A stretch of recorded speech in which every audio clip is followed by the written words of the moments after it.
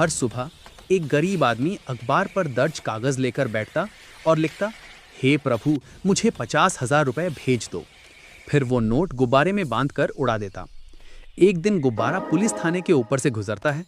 एक पुलिसकर्मी उसे पकड़ लेता और नोट पढ़कर उस आदमी की भोली बात पर हंस देता है। कुछ दिनों बाद उसी थाने के कुछ नेक पुलिसकर्मियों ने सोचा, क्यों ना उसकी मदद करें। वे मिलकर 25,000 रुपए इकट्ठा करते और आदमी के घर जाकर दे आते।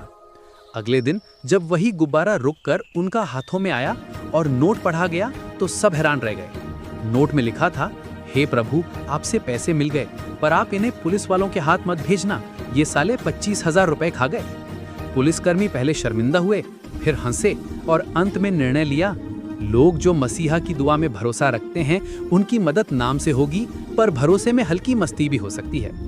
इसीलिए आप लाइक एंड सब्सक्राइब कर दीजिए।